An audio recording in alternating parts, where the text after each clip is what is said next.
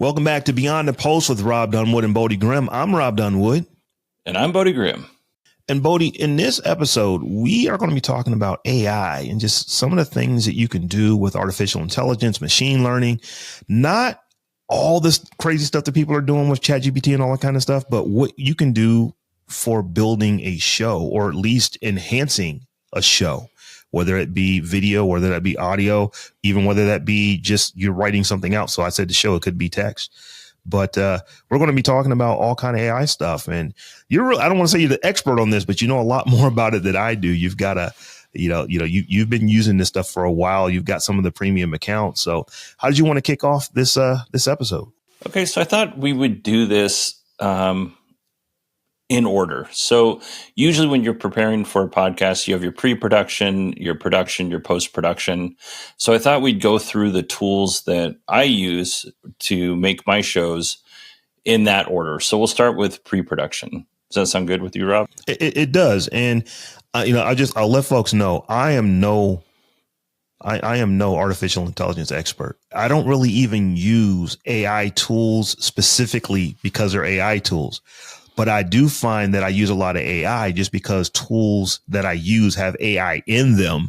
So, but I think that you go even a step further to where you actually are going to an AI specific tool to do something with AI. So as I said, I think I want to learn a lot as we have this conversation. So just in getting your workflow done for podcasts, if you're creating a show, how do you use AI specifically to create a show? First of all, I just want to let everybody know I have a very specific way of doing things. So hopefully you can take these tips and use them and make them specific to you, because what works great for me might not work great for you.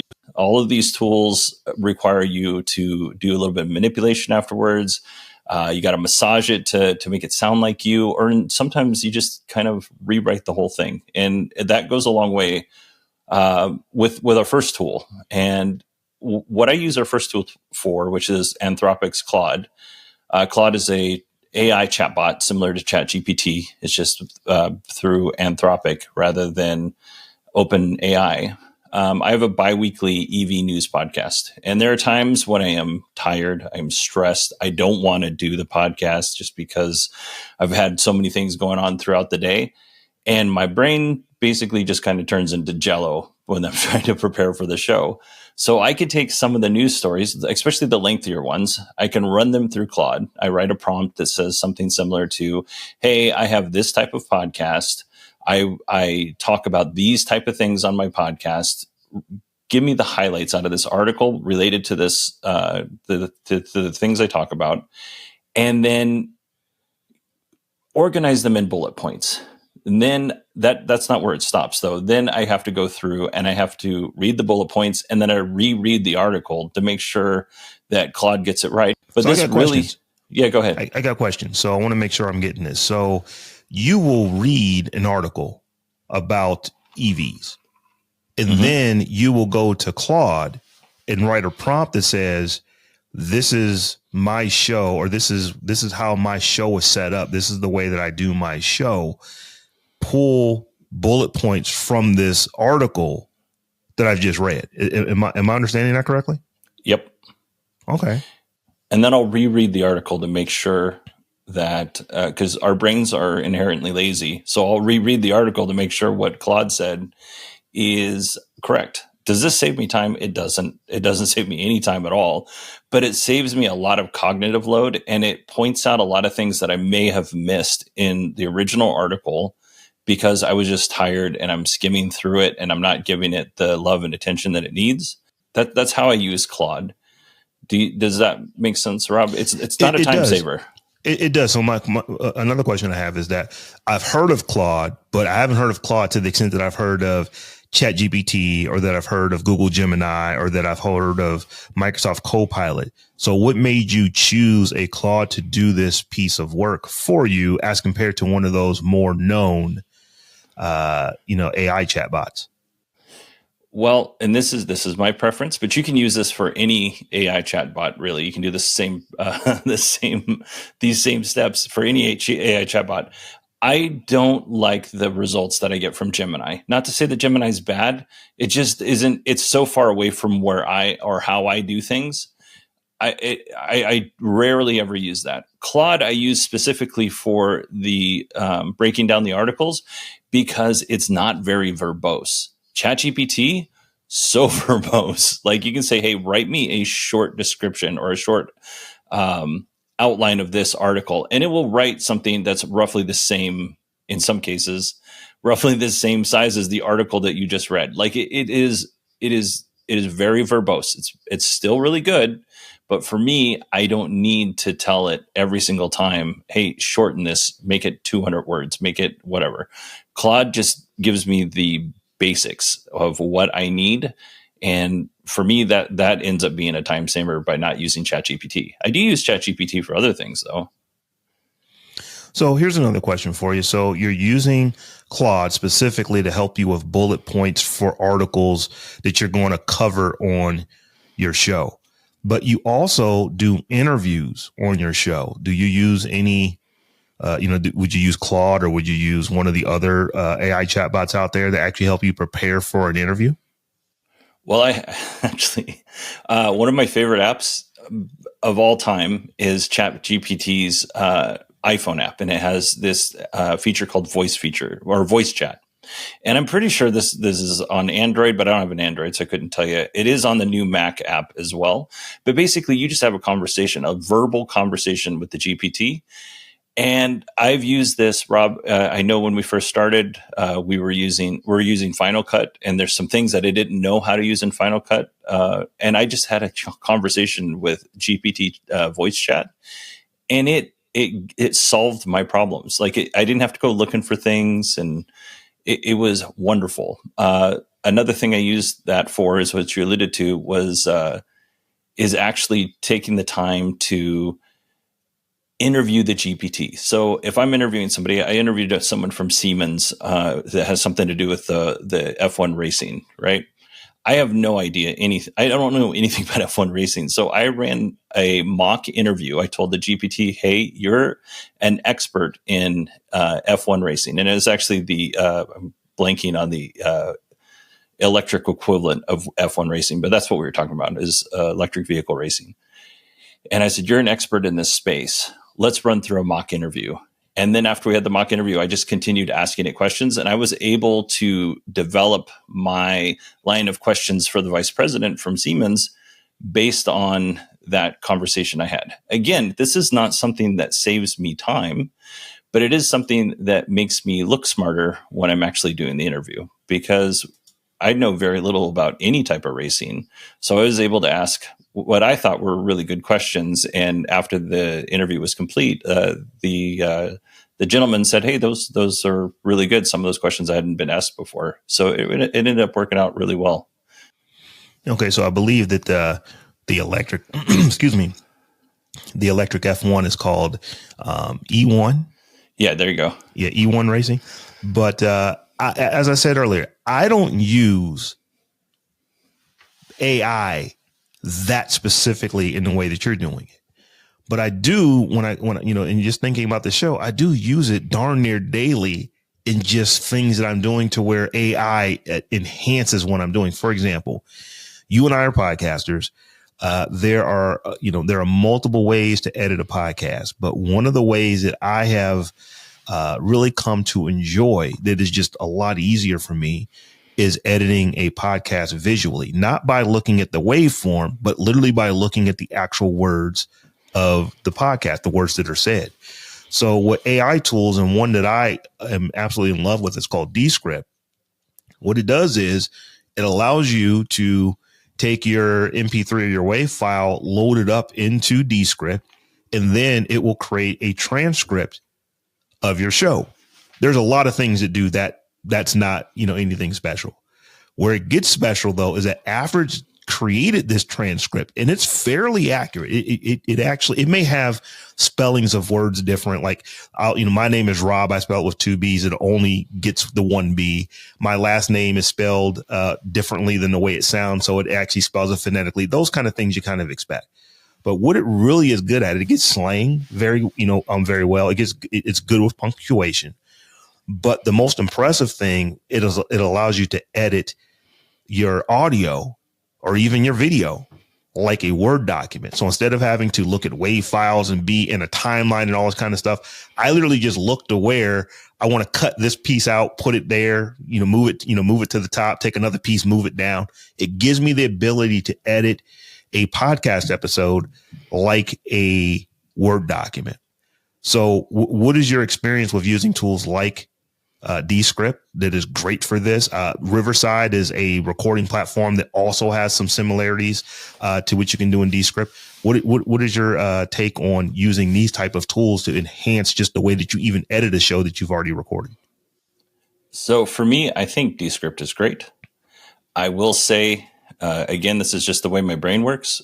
Editing in a DAW like Final Cut or Logic or Premiere or Audition, that works better for how I do business. But if you're somebody who has no experience in this, in editing, this is a way for you to start and not get overwhelmed, because they have a very easy interface. You're absolutely right. It's just like editing a document. If your guest says something that's really relevant, but it was relevant 2 minutes ago, you can copy that text, move it up as if it were said when it was relevant, and it takes no effort at all to do that. Mm-hmm. And it mostly sounds really good. People may not even notice there was an edit there, honestly, and Descript does a really good job at that.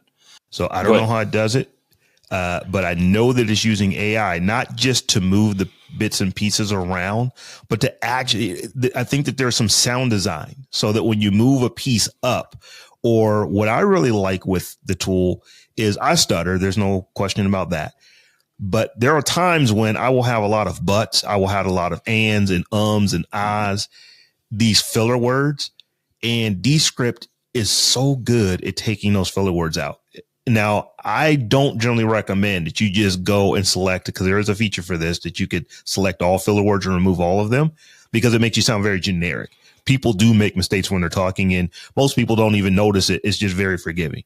But there are times when I will hit you with not just the but it'll be but I know, like, but when I hit you with like one of those trifectas where I've got 3 stutters or 3 stammers or 3 fillers back to back to back, that is kind of bad audio. So I want to pull those out. And it's really good at taking that clip and smashing up the silence in between the words and making it flow very, very well. It is quite good at doing that. And it's gotten better. Like, I've been using Descript for probably a couple of years now, and it's gotten better. I mean, they update the app literally darn near every time you open it up, but it's really good at just making those edits that you're not editing the waveform, you're editing the actual words. It's really good at making them sound very natural. It is. And those aren't the only AI features that they have. They just introduced, and this is a terrible name, Rob. I don't know why anybody decided that this was a good idea over at Descript, but they released an AI update, and their AI is called Underlord. Now, Overlord obviously has connotations of lots of different things throughout history, but Underlord, because it's supposed to be like under you, like you're the boss, it does work for you. They could have taken any other name out of the dictionary or a thesaurus, and it would have been better than Underlord. So in real time, as we are recording this particular episode, there is a podcasting conference coming up called Podcast Movement. And I don't have any inside knowledge. I don't have any understanding of how they run things over at Descript. I would not be shocked if after this conference, if they decide that they're going to change the name of that feature, because it is generally hated by, I haven't seen anyone says, "Oh, I just love that new Underlord stuff inside of Descript."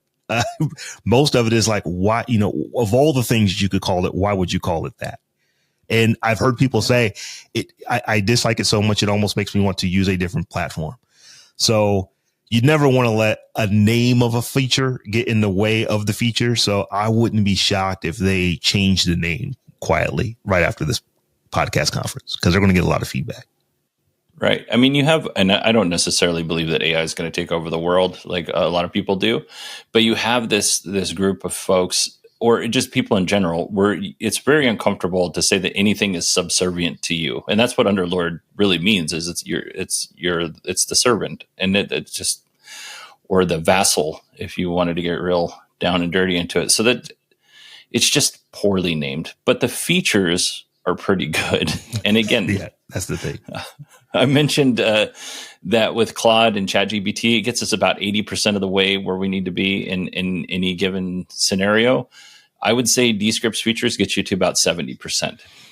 But they have everything there for you. You can change everything inside of Descript. You don't have to go outside like you do with the other AI. Go ahead, Rob. I know you wanted to say something. I was just going to say a feature that I really like, and this is not just unique to Descript. This is what these AI tools are allowing you to do, that take this transcript of your audio, of your video, and then allow you to edit these ways. Opus Clips is another one. You can actually create social media clips using AI. So one of the things that I don't do a lot, because it's time consuming, it takes a lot of time, I should do more of it, but is go through and listen to an hour and 15-minute podcast and try to grab 6 or 7 quotable things out of that podcast and make them into social media clips. Whereas these tools, as I said, we've been talking about Descript, but Riverside does this, Opus Clip does this. There are multiple tools that do this. They are pretty good, as you said, getting you 70, 80% of the way there. Now, you may want to change your endpoints and stuff from what they give you, because they may have missed something. There might have been a pause that they missed, and you want to go get maybe a sentence before the pause. But they are pretty good at figuring out, oh, this seems like this was something that should be taken note of. Let's go ahead and clip this out. So for me, it makes it so much easier to do those things, even though I'm not using 100% of what it spits out. That 70%, that 80%, that just made getting 4 or 5 clips easier, to where all I've got to do is now, okay, this is probably 70% of the way there. Let me chop it off at the end a little bit sooner than what the AI bot did. Let me go and extend the beginning of it because there was a pause and I want to get that sentence before, and then republish that or re-export that. It's very, very good. And it's allowing me to do something that I ordinarily wouldn't even do. So this is it automatically generates clips. Let's walk through the steps of this. You say, hey, generate social media clips. You go through, you select a template. It's always best for most social media sites when you're doing video to use the vertical video template.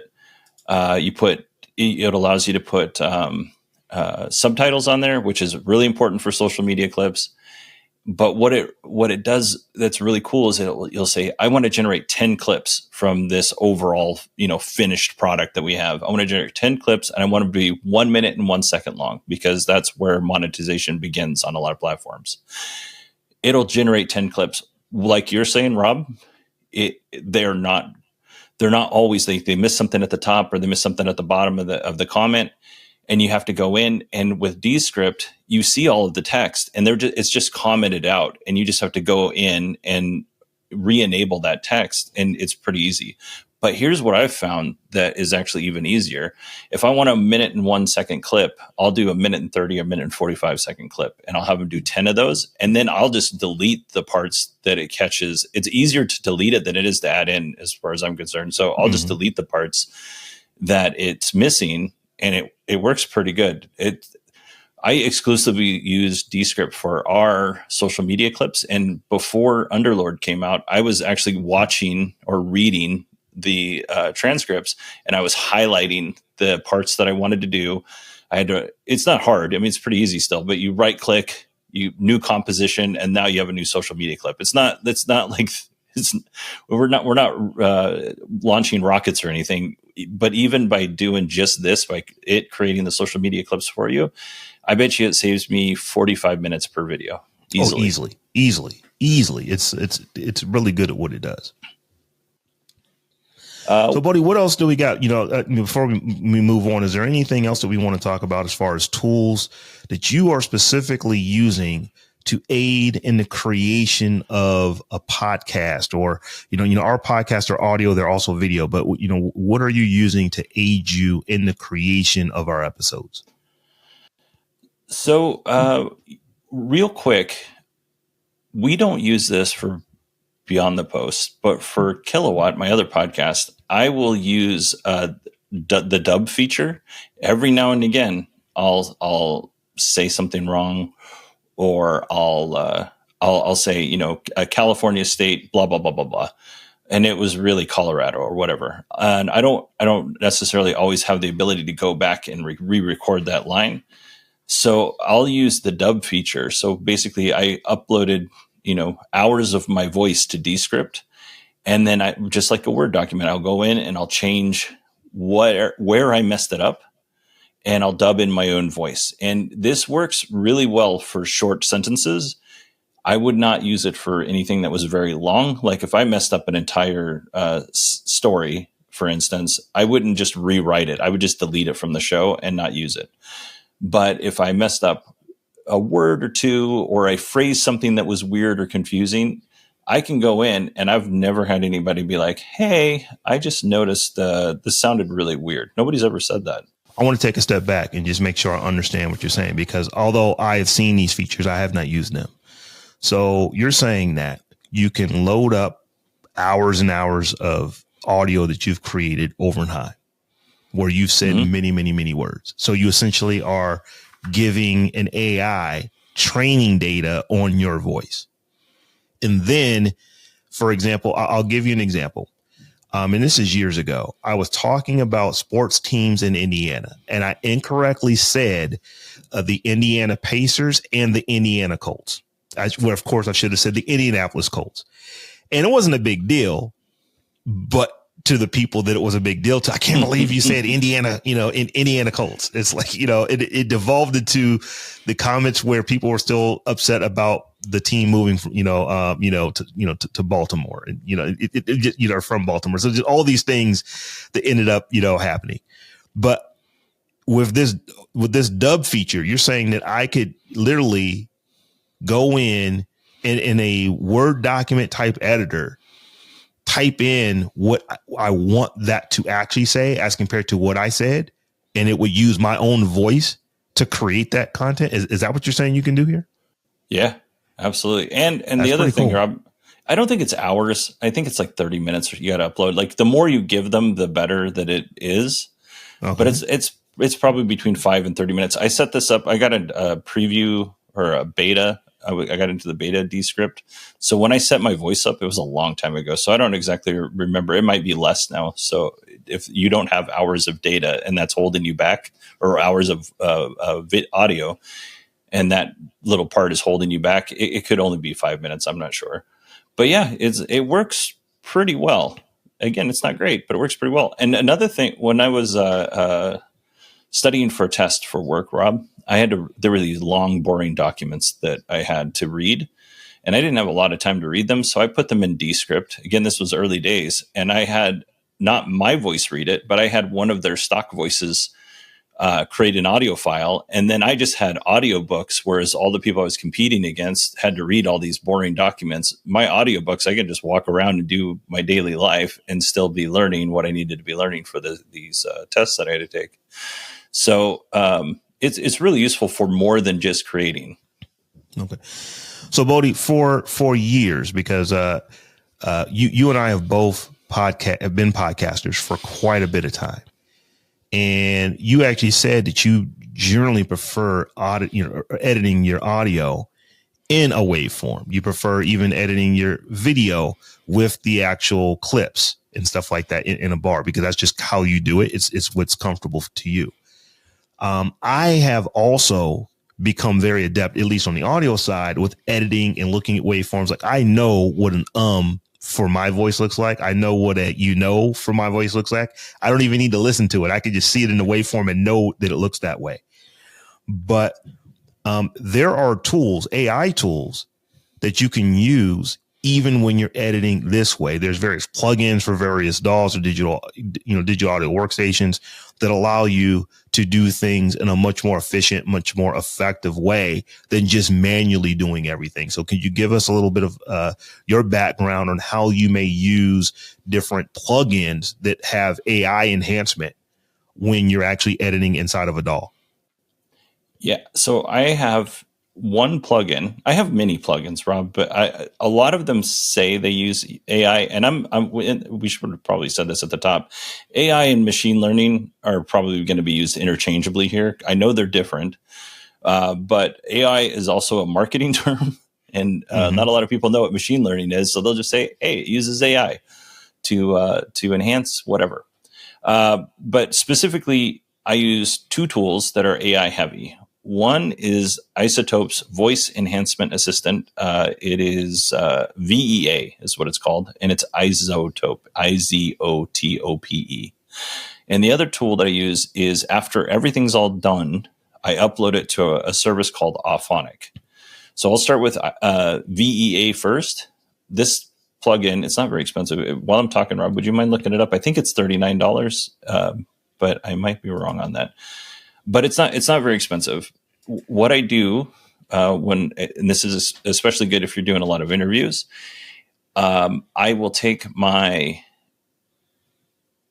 I'll take the audio file that needs to just kind of be sweetened up a little bit. It's not going to change it and make it sound from, a tin can audio to something that's professional, but it will make it sound better. I'll just enable VEA on my track, and I let the machine learning or AI just listen to that track, and then it sweetens the sound to make it sound. It makes it sound quite a bit better. And you can use this for audio or video. I mean, obviously you're going to use it for audio, but if you're editing a video, you can use it for your video DAW as well. So I personally have not used VEA. It is $29, like you mentioned, but I have used this next one, Auphonic, which is just a beautiful, beautiful application because it does things automatically. You don't have to tell it to do this. You don't have to tell it to do that. You don't physically have to do this or do that. You literally just upload your file. And here's what I want it to use for a background image, or not background image, but for podcast artwork. Here's the title. Do you want to remove excess noise? I mean, there's a few features that you need to tell it, but other than that, it just knows what good audio sounds like and makes your file sound like good audio or approximate good audio to the best of its ability. And it truly is a really, really remarkable tool. So like I said, I am really bastardizing all of the technology that's inside of Auphonic. But do you have a little bit of insight as into what are some of the things that tool does?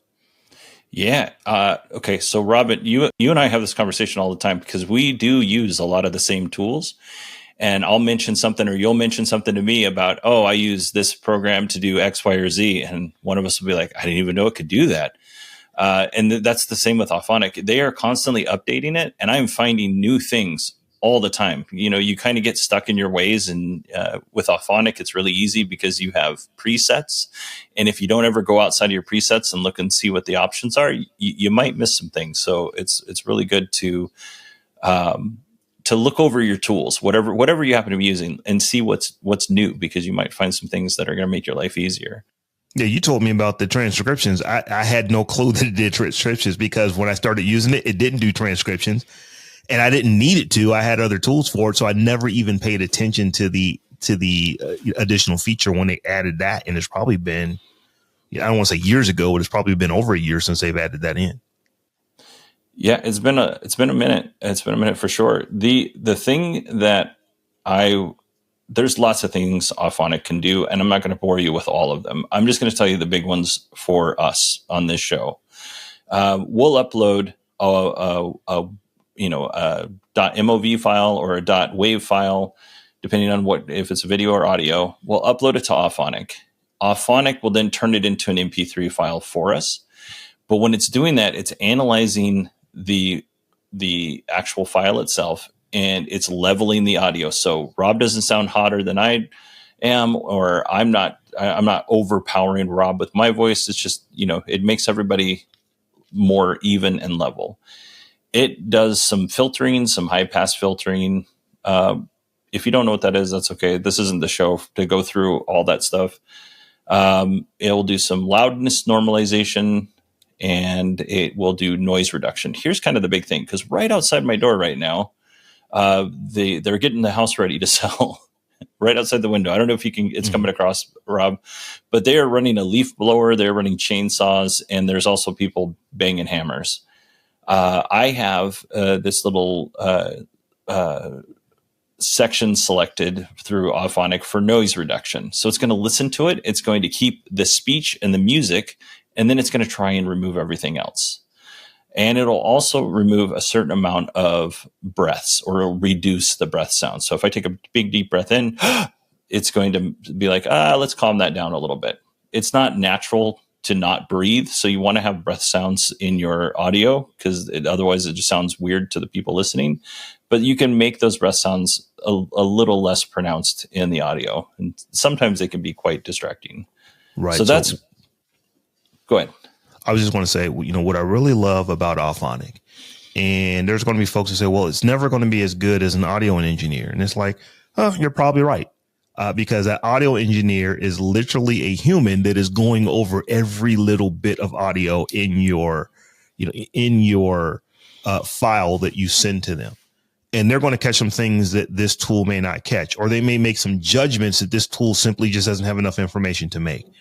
But it gets you 85% of the way there.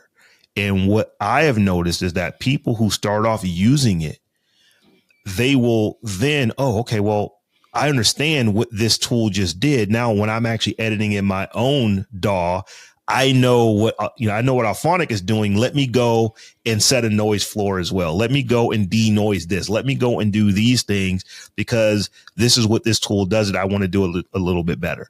So I've noticed that I've actually gotten better at doing some of the things, because it knows what good audio should sound like. And it gives me indicators. Oh, I probably should, in the file that I didn't use on, Auphonic on, let me go and do some of this as well. And I'm kind of talking in circles, but what it really does is it gives you, for a small fee per month, the ability to have 80% of an engineer. That would cost you $1 a minute, $2, $3 a minute, whatever they charge, whatever the going rate is generally significantly less expensive than that. So what I find is that it's not that you're using this tool and you're replacing an engineer. You're using this tool to where you wouldn't have had an engineer because of the cost of it. So I notice that I will use, and we'll kind of just broaden the conversation, not just Auphonic, not just Descript, not just tools in Riverside, not just Opus Clip. I don't use all of these tools to be the end result. I use them to get me 70, 80% of the way there. And then I go in and put my finishing touches on the other end. When I think about my workflow with Descript, I record in one thing. I'll take that file, I'll drop it in a Descript. I will use the visual editor to get the actual wording of the audio correct. I will spit that out, and then I'll put it into my DAW and then go through and edit the way that I like things to sound in my DAW. Then I will take that into Auphonic and let it finish it off for me. And then I have my finished product. So by the end of the day, where it may have taken me, for every 15 minutes of audio, it might have taken me a half hour to edit it. Now for every 15 minutes, it's maybe only taking me 5 to 7 minutes to do the edit. So it's just speeding up the amount of time that I'm able to get things done. Yeah, and that is a really good point. The better audio you feed to Auphonic, because I could probably release this episode. Your mic's good enough, aside from the folks working on the house next door. Your mic's good enough. My mic's good enough. We have good enough room sound dampening in the room. We could probably just release the episode as is, but it'll make it sound better with Auphonic. So if you send Auphonic terrible video audio from Zoom, it's going to come out a little bit better than your terrible audio from Zoom. If you send it, really good treated audio where, you treated your room and you, like Rob said, you used your plugins to kind of tinker and kind of get it dialed in as close as you can with the abilities that you have. Then you send it to Auphonic, it's going to sound so much better. So the quality is based on what you give it initially. But I have real quick, Rob, I did want to say, in addition to the MP3 file that it spits out, it'll give you a file for subtitles that you can upload to YouTube. It'll give you a transcript, and we talked about that. You take that transcript and you can throw that in on your website, and the transcript's pretty good. It's just like Descript. Rob is going to be spelled with one B. Bodie I spell my name Bodie, and sometimes it spells it that way. Sometimes it spells it Bodhi. It's just kind of the way it is. I don't really care that much. And then it'll give you a little JSON file. And honestly, I don't use this, but just in case at some point in time I find a reason to use this, I will do that as well. But I download it anyway. I keep it all in a folder just in case. So, Bodhi, one last thing that we should talk about as far as AI and how we use it to create shows is audience sentiment. Now, this is a little bit different. So I wanted to give you and your kiddo the opportunity to talk about audience sentiment. Yeah. So my oldest has her own social media agency, and they help out museums and nonprofits. And, if you're paying somebody to post, social media content for you, you really need to know what the result is. Sometimes social media content, you get a lot of views, but what's the overall sentiment from the audience? So we're going to cut away to a little interview I did with Sierra, and we're going to learn a little bit more about audience sentiment analysis.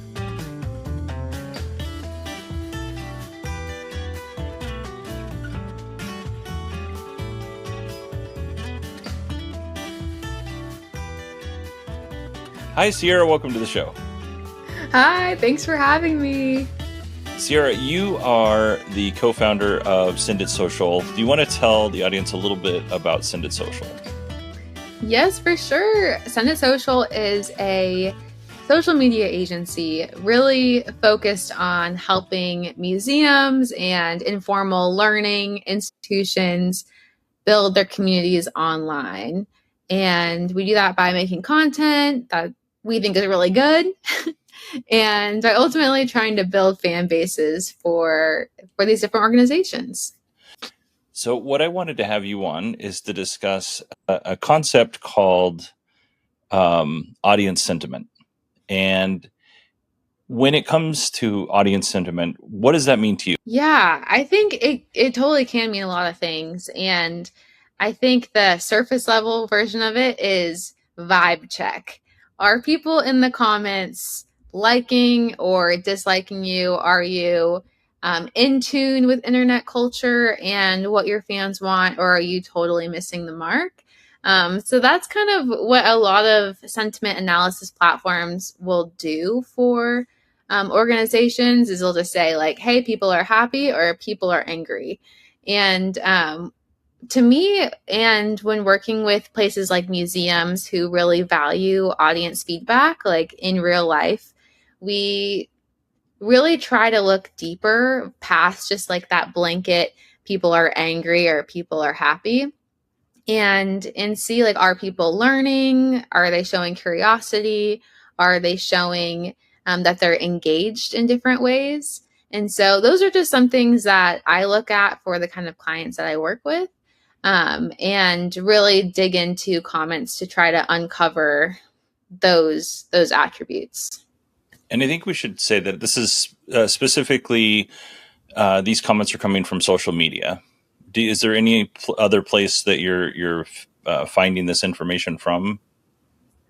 Yeah. The normal pages like Facebook, TikTok, Instagram, but also YouTube is a really great place. The comment section, I don't know about how you use YouTube, but I love to go and read the comments, and people really say what's on their mind. And I think that's another place that maybe doesn't always count as social media, but is a place to really collect a lot of sentiment analysis. Also, Reddit, I think, is really big for that. I think it kind of might partially be because people are anonymous and they're kind of willing to really say what's on their mind there. But again, not sure. Some people don't count that as social media, but I think that's a great place to look. Okay. And then as far as like, let's pretend I'm a content creator. I know nothing about sentiment analysis. How would you direct me to learn more about what my audience wants, what they don't like, what they're more curious about? What's the best way for me to dig through that information and get the best results? Yeah, I think the best way, if you're starting out and maybe you don't have a lot of comments to look at, because that's what I would probably, how I direct a creator who is getting a lot of engagement. Hey, dig into your comments and see what they're saying and really try to understand what they like and what they don't like. But say you don't have that kind of bank of information to work with, I think something you can do is ask people directly. People are usually willing to give their opinions, right? If you say, hey, do you like it when I share content of building my home, or would you rather me just show cooking, right? And there's so many tools like surveys and write-in answers, different formats that people can give their feedback in. And so I think that's a great place to start, is just asking whatever followers you have what they want to see and try to dig into that. Okay, so let's pretend that we've sent out our survey. We have dug through our comments section and our reviews on our various platforms, and we have this just a dearth of information. Mm-hmm. Most people aren't like data scientists. They're not going to be able to sort through this in a meaningful way in any, in a short amount of time to kind of get the thread of what people are talking about. So what is your recommendation on how to sort through that information and then get good information back? So the way that I've handled this, that it's not a perfect flow, but really leaning onto AI, and specifically ChatGPT is so great at parsing through information, especially if you give it information like 100 lines at a time. Say we're talking about a spreadsheet with comments. If you tell it what you're looking for, and you can build like a custom GPT to use over and over again. If you say like, hey, I want to know these things about my audience, and you get really specific and have it have those outcomes in mind while it's analyzing your data, I think that's a great way to at least categorize your information and your data and start to get insights from it. Because that's another great thing that ChatGPT can do, is it can say, hey, we've organized your information, but here is also some things we can extrapolate from it, right? We're drawing these conclusions based off of this data set. And so definitely recommend just playing with that and seeing what you can get. Okay. So is there a specific, like if you were wanting to find out information, for instance, on a, hairbrush museum, and you put your information in, you have your spreadsheet, you upload that to ChatGPT. Do you have an example prompt? Like I know prompts are a little bit, it's hard to talk about prompts when you're doing a podcast specifically, because a really good prompt can be quite long and detailed. Mm-hmm. And one of the things I do with prompts is I'll say, hey, here's my prompt. Ask me clarifying questions if you have them before spitting out a result, because I always find that I leave things out. But is there, what can people start with what can people start with to get, get the ball rolling? Because everybody, this is kind of the hard thing about content creation just in general, is everybody has a different style. Everybody has a different motivation. So giving someone a blanket, use this every single time, is not going to work for most people. It's going to work for you. It might work for me, but it might not work for everybody else. So just kind of walk us through an example prompt. I think that's a great question. And like you said, it varies so much. But I think that if you are a creator, you would benefit from having like some kind of a mission statement and goals that you're trying to do with your content. Just like how an institution says, we're trying to inspire people, make them curious. We're trying to make our content have this result. I think it makes sense for a creator to also have that written out, right? Like this is the reason behind posting and what they're trying to give an audience. And if you have that in like a 1-page document, just kind of copy pasting that into your prompt and saying like, this is who I am. These are the things I care about and what I'm going for. Like measure all of this data against my goals, right? So I think that's something you could do and kind of refine as you go on, and just kind of always include in your prompt just to make sure that it like stays true to you and like as relevant as possible. Sierra, thank you so much for coming on and sharing your insight when it comes to audience sentiment. Where can people find you if they want to learn more about what Send It Social is doing and what you're doing personally? Oh, yes. Thank you for having me, and happy to plug my stuff. For Send It Social, our website is senditsocialmedia.com. And you can find me on LinkedIn, Sierra LaDuke. And I should really talk about sentiment analysis on there. I haven't yet, but maybe I'm feeling inspired now, and maybe you'll see some posts about it. I am going to be 100% honest, and I'm biased because we're related, but your videos on LinkedIn are really popping off. They're doing very good, and you've got some really good stuff in there. Thank you so much. So I'll put links in the show notes for that. They're kind of cringy sometimes, but I appreciate it.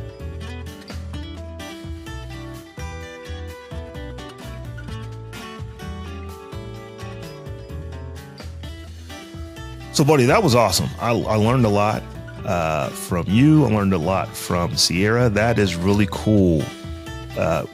Just the technology that's there to take something like audience sentiment and how you're using AI to help you gauge that and create better content, create the right content.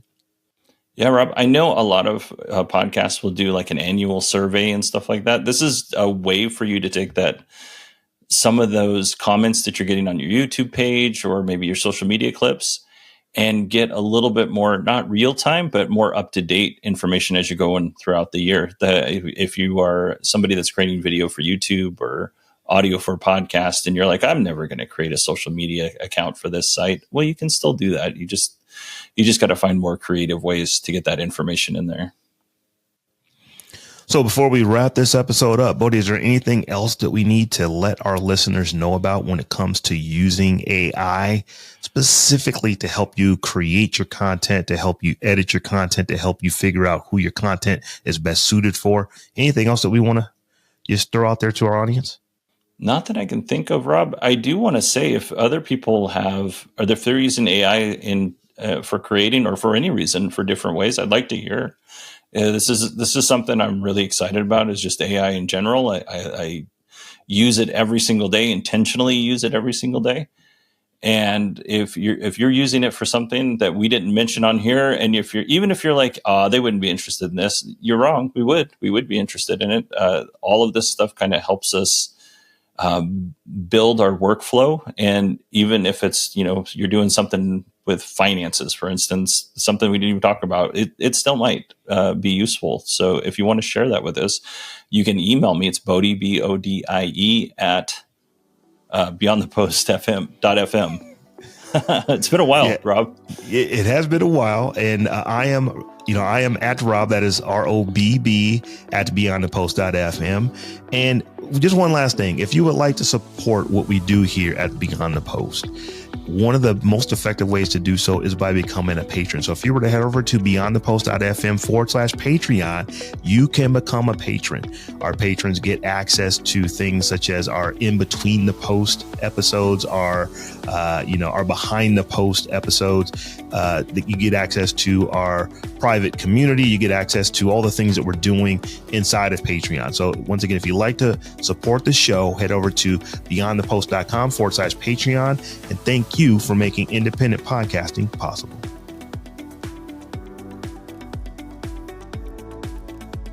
That was a good ending, Rob. That was a good ending.